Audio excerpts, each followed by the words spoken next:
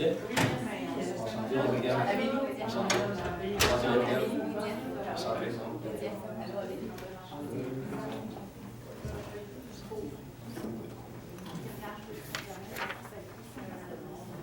Bonjour et bienvenue au mandat RH. Pouvez-vous confirmer votre lettre d'équipe? Est-ce que vous préférez la lecture de règlement en français ou en anglais? En français, s'il vous plaît. Pour cette épreuve, vous disposerez de 20 minutes pour faire votre présentation au juge. Si votre présentation est d'une durée de moins de 18 minutes, une pénalité d'1 point sera enlevée par tranche de 30 secondes. Si votre présentation est d'une durée de moins de 15 minutes, votre équipe se verra attribuer la note de 0 au classement général. Si après 20 minutes, vous n'avez pas terminé votre présentation, vous vous verrez arrêté afin de passer à la période de questions. À la fin de la présentation, les juges disposeront d'une période de questions d'un maximum de 5 minutes. Je rappelle au jury qu'il est obligatoire de poser au minimum une question lors de cette période. Si, à la fin de 5 minutes, vous n'avez pas terminé de répondre à la question, vous vous verrez arrêté afin de passer à la question mystère. Après avoir entendu la question, vous aurez une période de 1 minute pour vous consulter et de 3 minutes pour répondre à la question. Durant la présentation, j'indiquerai le temps restant lorsqu'il restera 10 minutes, 5 minutes, 2 minutes, 30 secondes à l'aide de carton et les 10 dernières secondes à l'aide de mes doigts. Je vous rappelle qu'en aucun cas, vous ne pouvez mentionner la provenance de votre université sous peine de recevoir une pénalité. Je rappelle également au public qu'il est strictement interdit d'utiliser un appareil électronique durant la présentation et vous prie de garder silence jusqu'à la toute fin de la présentation. Je demanderai maintenant au juge de se présenter, à la suite de quoi vous pourrez commencer votre présentation. Bonjour, Léa Galépi de l'Expérience. Je suis conseillère aux ressources humaines, mais plus au partenariat et la visibilité. Amélie Plante, et financier également, donc conseillère en processus et pratique en ressources humaines. Alexandre Chamberlain, conseiller, en fait, chez Yahoo Financier, conseiller technologie, innovation, acquisition. Caroline Nouveau, chargée d'enseignement à la faculté des sciences d'administration de l'Université Laval. Est-ce que ça, c'est le clicker? Oui. Est-ce que je peux le tester avant de commencer? Parfait. Vous pouvez commencer quand vous êtes prêt. Parfait. 91%. C'est 91% des membres de la génération Y, soit les milléniaux, qui prévoient conserver leur emploi pour moins de 3 ans. Une statistique quand même assez inquiétante, sachant que cette génération-là va constituer 75% des effectifs sur le marché du travail en 2025. Les RH de toutes les entreprises devront ajuster leurs pratiques pour avoir des pratiques qui sont innovatrices, créatives, puis qui ont une réelle valeur ajoutée aux yeux des employés. Le tout, vous le savez bien, ça commence par un processus de dotation, d'accueil et d'intégration qui est convaincant et de qualité. C'est pourquoi nous sommes ici, la firme Welcome, composée de Lydia, Gabrielle et moi-même Lisanne, pour faire en sorte que vous, nouveaux employés, tombent en amour avec IA Groupe Financier dès le jour 0 dans l'entreprise. Donc, brièvement, aujourd'hui, on va passer par définir le mandat. Ensuite, on va faire une analyse de la situation. On va ensuite élaborer sur le nouveau processus d'accueil et intégration pour IA et l'échéancier, l'implantation et le budget qui s'y rattache. Donc, pour notre mandat, vous nous avez demandé d'évaluer le processus actuel d'accueil et intégration afin de fournir des recommandations sur les 2 premières semaines de l'accueil par l'équipe d'acquisition de talent, afin surtout de maximiser l'engagement chez le nouvel employé. Pour ce qui est de l'analyse interne et externe, donc en 2015, vous avez investi fort dans l'image de marque, qui est un point en fait, une bonne force qu'on va davantage vouloir exploiter au sein du nouveau processus. Ensuite, pour ce qui est des parties prenantes, dans les sondages, vous avez relevé que les employés appréciaient que les ressources humaines, autant que le gestionnaire et le parrain soient présents dans son accueil, ce qu'on va encore tirer de l'avant. Au niveau des défis, évidemment, vous avez à conserver le personnel qualifié au sein de l'entreprise, sans toutefois augmenter votre charge de travail. Pour ce qui est des opportunités, en fait, vous nous avez mentionné que les nouveaux employés, en fait, trouvaient que les avancées technologiques n'étaient pas nécessairement super exploitées et qui pourraient être mis de l'avant encore plus. Donc, étant donné qu'on est dans une évolution de l'ère où la technologie est vraiment en croissance, on va exploiter un petit peu plus cette avancée-là. Évidemment, on l'a dit tantôt, 75% de la main-d'œuvre qui va être dans nos entreprises en 2025 vont être des milléniaux. Une génération qui a des caractéristiques spécifiques et qui ont des attentes différentes envers leurs employeurs des dernières générations. On va justement exploiter ces attentes-là dans le nouveau processus. Au niveau des menaces, évidemment, vous êtes dans un milieu d'assurance qui est assez concurrentiel, donc on cherche à se différencier pour résoudre un petit peu plus la pénurie de main-d'œuvre. Donc maintenant, pour ce qui en est des objectifs, en fait, on a bâti une structure basée sur 4 piliers fondamentaux qui va être alimentée à travers 3 grands principes. Nos piliers, en fait, ça va être la conformité, autant la conformité dans vos politiques que en fait, dans votre documentation à l'interne, également dans la clarification du mandat et en fait des attentes des gestionnaires, dans une culture qui va être inclusive et diversifiée, et finalement, très important, des connexions, donc des liens intimes, en fait, rapprochés à l'intérieur des employés. Et ça, en fait, ça va faire en sorte que ça va être alimenté à travers l'innovation pour vous permettre de vous distinguer, être inclusif pour apporter une diversité à votre entreprise et durable pour apporter une certaine pérennité à notre stratégie. On a analysé votre entreprise, on a analysé le contexte, puis on a analysé votre processus actuellement en place. Donc, on a sorti quelques principaux constats à prendre en compte pour le processus qu'on va vous proposer. Premièrement, il y a une logistique géographique à considérer. Vous voulez que le processus soit uniforme partout à travers vos bureaux au Canada. Ensuite, l'expérience employée est un de vos 4 piliers pour assurer le succès de l'entreprise à long terme. On s'est dit que l'expérience recrue, l'expérience candidat devrait être importante dans le processus pour être cohérent avec vos piliers. En 2018, vous avez engagé 1600 nouvelles personnes, ce qui peut aller jusqu'à 35 employés par semaine. Donc, ça vous prend un processus qui est flexible selon votre taux d'embauche. De plus, selon le sondage, il faut considérer que l'entourage a un impact qui est majeur dans l'intégration de l'employé, que ce soit l'entourage qui est direct ou l'entourage qui est indirect. Et depuis, vos recrues se sentent un petit peu laissés par eux-mêmes parce qu'ils disent qu'il manque un petit peu de structure, puis que ce n'est pas toutes les informations qui sont communiquées lors du processus d'intégration. Ainsi, on a soulevé 3 problématiques principales au niveau de la structure, de la communication, puis du suivi. La structure, c'est vraiment important, surtout que 69% des nouveaux employés ils vont être plus enclins à rester plus de 3 ans dans l'entreprise s'ils vivent une intégration qui est structurée. Donc, c'est une statistique qui est quand même considérable. Sinon, au niveau de la communication, c'est très important que l'employé connaisse l'entreprise dans laquelle il travaille. Surtout qu'en Amérique du Nord, il y a 50% des nouveaux employés qui ne comprennent toujours pas la mission de leur entreprise après 90 jours dans l'entreprise. Comment un employé peut être efficace dans son poste s'il ne comprend même pas l'essence de l'entreprise pour laquelle il travaille? Donc, c'est vraiment important de miser sur la communication. Sinon, au niveau du suivi que vous faites actuellement avec le sondage qui a un taux de réponse de 47%. Le suivi, c'est primordial, d'autant plus que 33% des nouveaux employés en Amérique du Nord se cherchent un autre emploi dans les 6 premiers mois de leur emploi. Donc, ce n'est pas à négliger de faire un suivi. Donc, la solution, on vous parle de D4C en 3 actions. Donc, c'est de préparer, accueillir et améliorer tout au long du processus. D4C, on parle de conformité et clarification de toutes les informations que vous allez donner à votre nouvel employé dès le départ. Ensuite, c'est de mettre cette culture d'entreprise tout au long du processus et de créer des connexions fortes qui vont permettre à l'employé de s'engager du début jusqu'à la fin. Avant de commencer sur les étapes de la préparation de l'accueil, c'est important de se rappeler que l'objectif d'une préparation, c'est de fournir les informations pertinentes sur l'environnement de travail du nouvel employé afin d'améliorer, de favoriser son intégration à la première journée. Donc, pour la première étape, on parle d'un comité d'accueil départemental qui va s'occuper de transmettre l'information sur le nouvel employé à l'aide d'une infolettre. Ensuite, pour la deuxième étape, le courriel de bienvenue que vous faites déjà, on le bonifierait un petit peu plus avec un message personnalisé par le gestionnaire pour souhaiter la bienvenue au nouvel employé en ajoutant une photo de l'équipe qui va l'accueillir, un petit peu farfelue dans le but de lui montrer qu'on est prêt, quelle ambiance il va s'embarquer. Donc, ça va favoriser son intégration avant même de mettre les pieds sur place. Pour ce qui est de la capsule vidéo, on parle de remplacer le PDF pour s'inscrire à la plateforme Workday par une capture de l'écran en indiquant comment s'inscrire à la plateforme. Donc, le tout en utilisant un petit peu plus la technologie qui est moins utilisée en ce moment et aussi pour avoir un petit peu plus de facilité à se connecter. On ajoutera aussi un lien direct vers l'intranet avec des capsules vidéo sur l'entreprise pour permettre à l'employé de s'informer sur dans quelle organisation il s'embarque, mais surtout alléger le nombre de nouvelles informations qu'ils veulent recevoir à la première journée.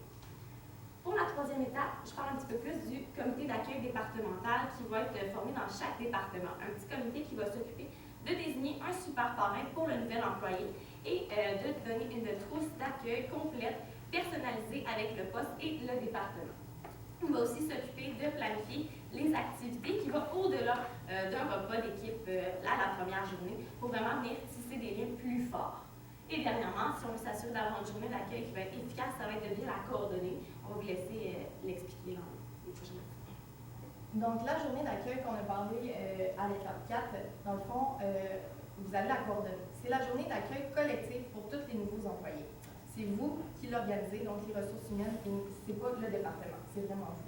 On vous propose de la faire aux 2 semaines ou selon votre taux d'embauche, selon les saisons d'embauche ou pas, pour avoir assez d'employés pour créer un esprit de groupe. Cette journée d'accueil-là, ça a pour but de sortir des silos de département des nouveaux employés, élargir leur réseau professionnel avec des collègues qui sont indirects, puis comprendre la globalité de l'entreprise dans laquelle ils sont embauchés, dans laquelle ils sont nouveaux. Vraiment, l'objectif principal de cette journée d'accueil organisée par les ressources humaines, c'est de créer un engagement, créer de la motivation dès le premier jour, mais surtout faire vivre les valeurs de l'entreprise aux nouveaux employés. La logistique de cette journée, ça commencerait avec un mot de bienvenue, soit de la direction ou d'un ambassadeur IA, pour créer un sentiment d'aspiration puis de motivation aux recrues. Ensuite, il y aurait une présentation des lieux généraux, par exemple la cafétéria, puis la salle d'entraînement selon les bureaux. Ensuite, il y aurait une présentation interactive sur l'entreprise, donc la mission, la vision, vos valeurs, vos principaux produits, puis l'apport des départements dans l'entreprise pour vraiment comprendre l'ensemble du fonctionnement de l'entreprise. Ensuite, ça serait des activités en lien avec vos valeurs. Donc, on a dit, on veut faire vivre les valeurs à vos employés. On vous propose de créer des valeurs, des activités en lien avec vos 5 valeurs.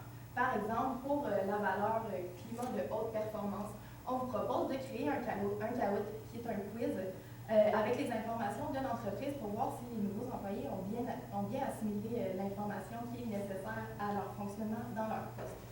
L'équipe gagnante a pour gagner un petit cadeau à l'effigie de votre entreprise pour vraiment encourager le climat de haute performance. Sinon, pour votre valeur en qualité de service, on vous propose des jeux de rôle où une personne pourrait guider une autre personne qui a les yeux bandés à distance dans un itinéraire rempli d'obstacles pour vraiment mettre la valeur de mentalité de service dès le début. Finalement, la journée se terminerait avec une activité pour la communauté. Vous le savez, vous soutenez plusieurs centaines d'organismes par année. Donc, on vous propose que les nouveaux employés aillent visiter un organisme pour faire du bénévolat. Puis ça, c'est bénéfique pour vous. Premièrement, pour la réputation de l'entreprise, ça fidélise les clients, mais chez les employés, ça les motive, puis ils ressortent de cette activité-là avec une grande fierté. Donc là, on a parlé de la journée d'accueil collective qui est organisée par les ressources humaines avec tous les nouveaux employés. Il ne faut pas négliger aussi l'intégration départementale. Là, on a dit que la journée d'accueil pouvait être faite aux 2 semaines, mais on le sait, là, en vrai, il y a des gestionnaires qui ont besoin de leur recrue maintenant. Donc, il y a l'intégration départementale qui va se faire, ça peut être avant ou après la journée d'accueil. Je ne sais pas si je suis claire. L'intégration départementale, ça va être vraiment personnalisé à la recrue, à son poste de travail. S'il rentre que ce n'est pas une journée d'accueil collective, il va avoir son intégration départementale avant la journée d'accueil collective. S'il rentre puis c'est une journée d'accueil collective, bien, son intégration départementale, ça va être le lendemain. Le super parrain, c'est à l'intérieur du département. Ça va être la personne ressource de l'employé à l'intérieur de son équipe de travail. Il va organiser toute l'intégration départementale, mais on le qualifie de super parrain. Pourquoi? Parce qu'il y a un grand pouvoir dans l'entreprise. C'est lui qui va favoriser l'épanouissement de la recrue dès son premier jour dans son poste. Puis, on vous propose de lui donner des missions spéciales. Par exemple, le parrain pourrait bénéficier d'un budget pour trouver des activités d'intérêt commun avec son filleul. Donc, c'est vraiment pour créer des liens de connexion, surtout avec la génération des Y qui va être présente beaucoup sur le marché du travail. Ils sont vraiment là pour tisser des connexions avec leurs collègues. Donc maintenant, en fait, ce que nous proposons, c'est dès l'arrivée du nouvel employé en fonction, en fait, ça va être de la part du gestionnaire de rapidement donner un court mandat simple et efficace pour que l'employé puisse, en fait, s'acquérir des outils qu'il y a autour de lui et pouvoir mieux se positionner dans son environnement. Ça, en fait, ça va permettre au gestionnaire, dès la 2e semaine, de rapidement apporter une petite rétroaction, simplement pour qu'il puisse venir, en fait, clarifier, en termes de clarification, mais de venir clarifier ses attentes, en fait, ses objectifs à vouloir atteindre, et même de clarifier aussi l'espace que le nouvel employé doit obtenir ou en fait qu'il va occuper au sein de l'équipe en tant que telle. Donc ici, en fait, nous avons reçu le commentaire qu'il y avait un certain manque de structure et nous pensons que le fait que le gestionnaire apporte directement un encadrement dès la deuxième semaine avec l'employé, ça va venir répondre justement à cette peut-être lacune de structure dès le début de l'intégration. Finalement, nous allons parler du sondage. Présentement, vous avez déjà un sondage qui est fait au 3e mois. Nous, en fait, nous voulons aller prendre le pouls des nouveaux employés, de vos nouveaux employés, dès la 2e semaine. Pourquoi? Parce que en fait, leur souvenir de leur intégration va être encore frais. Et ici, par principe d'amélioration continue, on va venir accélérer le processus en fait, d'analyse beaucoup plus rapidement. Donc, en fait, au bout de 2 semaines, nous allons pouvoir recevoir l'information, l'analyser et ainsi éviter que, exemple, les points améliorés et un peu les lacunes, encore une fois, dans la journée d'intégration se reproduisent avec le nouveau groupe d'intégrés. Maintenant, en fait, du côté des tableaux de bord, en fait, ce que nous proposons, ça serait vraiment d'écrire un tableau de bord, puisqu'en fait, les recherches démontrent que d'investir dans l'engagement de vos employés, c'est extrêmement bénéfique. Mais cependant, le nerf de la guerre, c'est vraiment d'être capable de venir mesurer et d'investir de façon stratégique dans l'engagement de vos employés. Donc, en fait, le tableau de bord va vous permettre, en fait, de venir mesurer sur des indicateurs de performance spécifiques et ainsi pouvoir investir votre argent de façon mesurée où est-ce que ça compte le plus pour vous. Et finalement, dans le principe d'amélioration continue, en fait, ça va simplement de venir, en fait, porter une attention aux nouveaux employés et d'aller apporter des rectifications lorsqu'il est nécessaire pour que justement que la structure soit belle et intacte pour l'intégration de vos nouveaux employés. Pour la durabilité de la solution, dès le jour 1, les employés vont être invités à s'impliquer dans la communauté avec l'activité de la journée.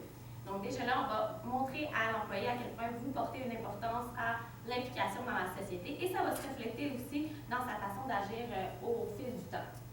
Aussi, au niveau de la préparation des capsules vidéo, on va venir limiter la consommation de documents papier étant donné que ça va être difficile à imprimer. Déjà là, on va améliorer la consommation de déchets.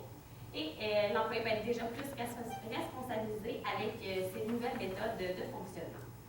C'est important aussi de se dire que dans la communauté, l'environnement peut prendre une plus grande place auprès de la génération qui est présente. Donc, ça va venir bonifier l'image de marque et engager davantage les employés dans le but d'améliorer sa productivité et évidemment avoir des répercussions sur les coûts. Rapidement sur l'échéancier, vous allez voir que c'est sur 4 mois. C'est vraiment dans le but de condenser le plus possible, en fait, de partir la journée d'accueil le plus rapidement possible dans le but de poursuivre avec le processus d'amélioration continue. Et on prendrait 4 mois pour faire toutes les capsules vidéo. Évidemment, il va y avoir des capsules qui vont être faites plus rapidement au premier mois. Donc maintenant, pour ce qui en est du budget, en fait, à l'étape 2, nous avons parlé d'une vidéo. En fait, les capsules vidéo, nous prévoyons un budget de 8 000 $ pour venir faire la rédaction, la création et la traduction pour qu'elle soit en anglais et en français. Par la suite, à l'étape 5, c'est la journée d'accueil RH, que là, en fait, nous avons calculé un 74 400 $ pour, en fait, l'intégration de vos 1600 employés, donc pour l'année au complet.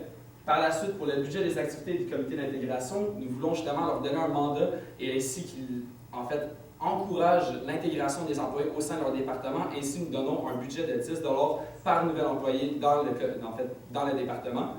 Et finalement, pour le budget du super parrain, en fait, pour qu'il accomplisse ses super missions, nous voulons lui accorder un budget de 25 $ par mois pour les 3 premiers mois par nouvel employé, pour ainsi qu'il puisse aller faire des activités avec lui et favoriser justement les connexions, comme mentionné précédemment. En fait, le budget justement de 218 000, ça peut sembler grand, mais comme j'ai mentionné précédemment, les recherches démontrent que c'est extrêmement bénéfique d'investir dans l'intégration de vos employés. Et en fait, les recherches démontrent que le taux de recrutement vient diminuer jusqu'à 22 % et même les taux d'embauche, mais en fait le coût d'embauche va diminuer de près de 50 %. Mais pour vous mettre en contexte avec vos propres chiffres, en fait, si, exemple, en investissant dans votre intégration, vous réussissez à venir faire diminuer le taux de roulement de 5 %, ça va faire en sorte que vous allez être capable d'aller chercher des économies de près de 400 000 $ et ainsi faire un rendement sur investissement de près de 183 % dès la première année. Donc, c'est assez énorme et ça, en fait, c'est l'impact direct sur vos bénéfices, mais l'impact indirect va venir avec l'engagement des employés et leur productivité. Et comme Delta l'a déclaré, en fait, ils ont déclaré que sur leurs investissements qu'ils ont fait avec leurs intégrations, ils ont déclaré un rendement sur investissement de 564 % dans la dernière année, ce qui est vraiment énorme et on pense justement pourquoi c'est primordial d'investir. Donc, en fait, maintenant, pour ne pas faire un mauvais jeu de mots, mais nous pensons qu'il y a un éléphant dans la salle et en fait, c'est vraiment pour acheter de la valeur à notre mandat. Donc, nous tenons vraiment à l'aborder. En fait, comme mentionné précédemment, il y a 75% de la génération, en fait, des effectifs d'ici 2025 sur le marché qui vont être de la génération Y. La génération Y, en fait, c'est des gens qui vont vraiment porter de l'attention sur les relations qu'ils vont créer au travail et qui vont prioriser, en fait, leur bonheur et leur satisfaction au travail. Ainsi, en fait, le processus que nous avons présenté aujourd'hui, qui apporte justement, qui est convivial, chaleureux et dynamique, va venir allumer une flamme dans chacun de vos nouveaux employés qui vont intégrer le groupe d'IA, le groupe financier. Mais cependant, si vous voulez vraiment avoir des résultats sur le long terme quant au taux de rétention, en fait, de votre entreprise en tant que telle, ça va être vraiment important de s'assurer que cette flamme soit alimentée tout au long du processus avec une culture d'entreprise, un environnement de travail qui va réellement venir répondre aux besoins, aux enjeux et aux désirs de cette nouvelle génération. Ainsi, en fait, nous vous parlons de ça aujourd'hui, tout simplement parce que nous pensons que c'est votre rôle d'être porteur de changement, puisque c'est vous, avec les sondages, qui va directement prendre le pouls des nouveaux employés, qui vont prendre les statistiques, en fait, leurs informations, et ça va être à vous, en fait, de monter ça dans la haute direction, parce qu'à notre avis, il faut agir de façon proactive et surtout dans un marché en ce moment en pénurie de main-d'œuvre, les entreprises qui vont traîner de la patte et résister au changement, ça va être des entreprises qui vont vivre de grandes conséquences et nous voulons vous assurer que vous allez agir de façon proactive pour ainsi avoir de grands bénéfices sur le marché. En conclusion, c'est sûr qu'il y aurait beaucoup d'autres étapes à ajouter au processus d'accueil et d'intégration, mais on s'est concentré sur le mandat que vous nous aviez lancé, soit votre rôle à jouer dans les 2 premières semaines d'intégration de l'employé. D'autres étapes, ça peut sembler beaucoup vite de même à l'écran, mais il y en a beaucoup qui vont être transférées sur le mandat du comité d'accueil départemental. Avec ce processus-là, vous allez être proactif, vous allez être concurrentiel, puis les employés vont pouvoir rester chez vous. On l'a dit, il va y avoir un grand défi dans les prochaines années avec l'amalgame des générations. Avec le processus qu'on vous a présenté, vous allez allumer la flamme IA, mais là, il va rester à la phase B tout au long de leur quotidien dans l'entreprise. On est là pour welcome, puis on est prêt pour vos questions. Merci. Quand vous voyez ça au niveau RH, est-ce que vous voyez que ça soit porté par une seule personne dans les autres processus-là que le fait de faire vivre ou on distribue par plusieurs répondants RH? Comment vous voyez le fonctionnement? Par rapport à chacune des places. Oui, exactement. Mais c'est sûr que pour s'assurer d'avoir une uniformité, parce que c'est ça le but ultime, d'avoir une uniformité de l'accueil, ça serait de peut-être faire une consultation tout le monde en interne pour diriger et aligner en fait le fonctionnement de tout ça. Mais après ça, ça serait chaque équipe. Évidemment, la consultation, pour avoir du feedback, ça va être important. En tant que représentant de la fameuse génération dont vous nous parlez, le fameux pourcentage du 91%, je crois, vous, ça vous prendrait quoi pour rester chez IA plus de 3 ans après le processus d'accueil? Parce que vous avez mentionné qu'il restait 2 étapes à faire, puis j'aimerais ça aller creuser à ce niveau-là. Parfait.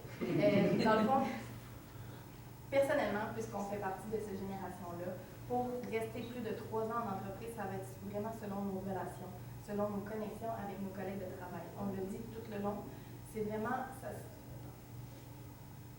Une personne de notre génération ne va pas être attachée à son poste, elle va être attachée à ses collègues de travail. Donc, ça va être de continuer d'organiser des activités, de faire du team building, puis d'investir dans des activités qui sortent du commun et qui sortent du mandat de son poste de travail.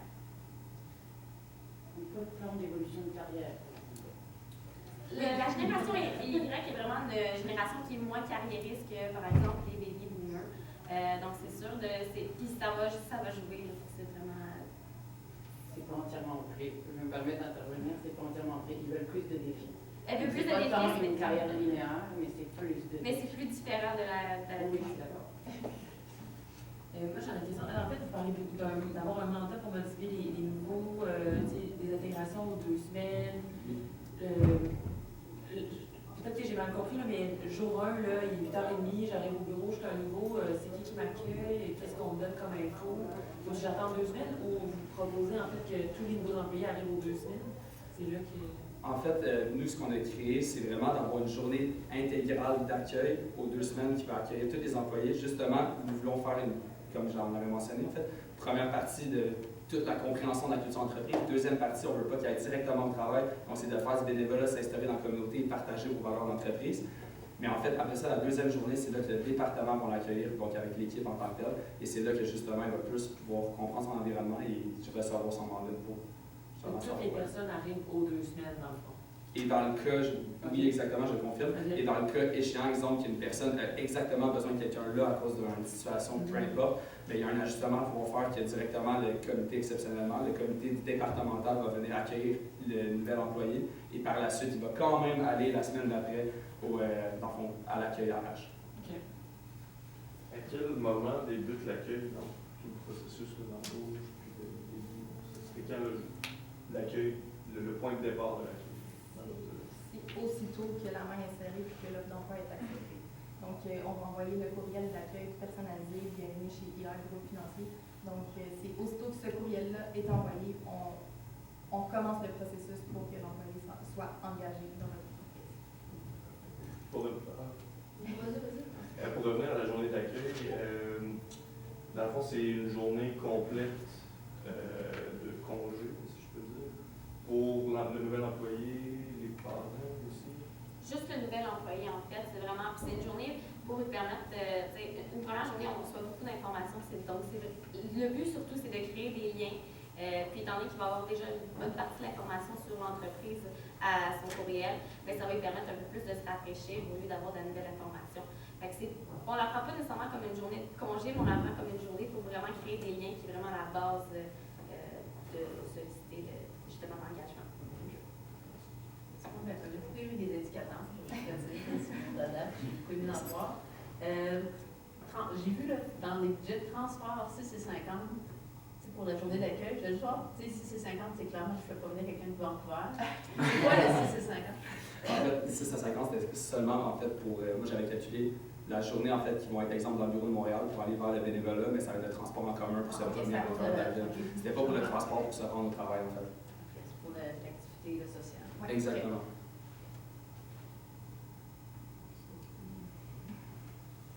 La période de questions est terminée. Donc, pour la question mystère, comment adapter votre recommandation à des accueils réalisés 100% à distance, c'est-à-dire sans service corporatif présent sur le lieu de travail? Votre minute de consultation commence maintenant.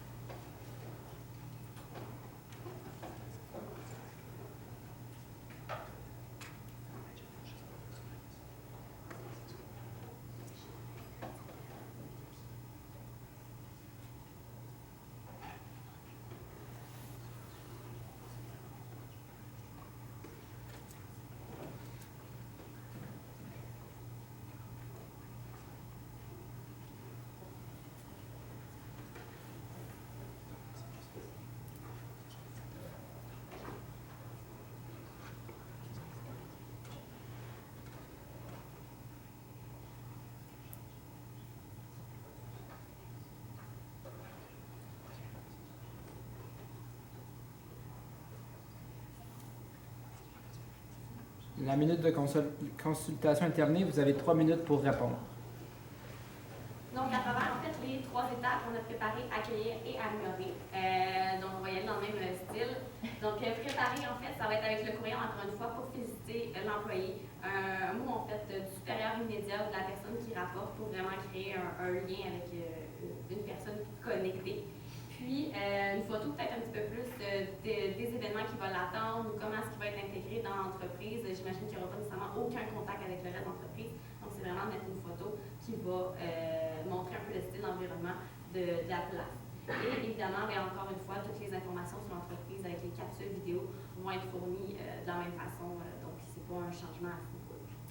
Le plus gros changement, c'est vraiment au niveau de la journée d'accueil collectif, puisqu'elle ne va pas être faite à distance. Ce qu'on vous proposerait, c'est de le faire en vidéoconférence. Donc, avec tous les nouveaux employés du moment, on organise une vidéoconférence qui avec les ressources humaines en live, qui va faire la présentation interactive de l'entreprise, qui va parler de l'entreprise, de la mission, vision, valeur. C'est sûr qu'il n'y aura pas d'activité pour faire vivre les valeurs parce qu'à distance, c'est un petit peu plus difficile de les faire vivre, mais c'est important de mettre encore plus d'emphase sur ces valeurs-là pour vraiment s'assurer qu'ils sont bien assimilés chez l'employé. Pour ce qui est de la journée la journée la fin de journée pour la communauté, soit le bénévolat. Ce qu'on vous propose, c'est de déjà fournir toutes les informations. Donc, vous allez effectuer toutes les recherches pour donner, voici l'organisme qu'on vous conseille d'aller faire du bénévolat. Votre journée va être payée si vous y allez, puis c'est vraiment pour que l'employé comprenne que vous êtes impliqué dans la communauté. Donc, c'est tout de lui donner tout cru dans la main pour vraiment s'assurer qu'il le fasse à distance. Donc, je pense en fait, ça va être justement de tout simplement venir adapter notre situation en tant que telle en utilisant les technologies de nos jours. Donc, justement, comme mentionné, la visioconférence va pouvoir apporter justement la journée d'accueil, faire partager les valeurs. Avec le courriel, on va quand même faire un récapitulatif. Il va être un petit peu plus complet pour vraiment s'assurer qu'ils comprennent les valeurs. Mettons qu'on suppose en fait qu'il va quand même avoir une équipe autour de lui. Donc, on pense qu'il va quand même pouvoir recevoir un certain encadrement et pouvoir ainsi aussi agir dans sa communauté autour de lui. Donc, notre but, c'est vraiment que même si la personne n'a pas le privilège de participer à notre journée d'accueil, ça va être vraiment quand même de s'assurer qu'à travers nos différents moyens de la technologie d'aujourd'hui, d'être capable de faire en sorte que nos valeurs passent, que le nouvel employé comprenne les valeurs de votre entreprise, l'environnement dans lequel il va évoluer et surtout, justement, qu'ils comprennent où aller trouver ces outils lorsqu'il y aura des questions, lorsqu'il est nécessaire. D'autant plus pour le suivi, on ne l'a pas abordé, mais le suivi va pouvoir être fait à distance. C'est sûr qu'il va s'assurer d'avoir un suivi plus serré parce qu'il n'y aura pas de proximité avec le gestionnaire qui va pouvoir apporter les petites coquilles au niveau du processus d'accueil et intégration directement à vous. Donc, la période de réponse est terminée. Voilà. Merci. Merci à vous.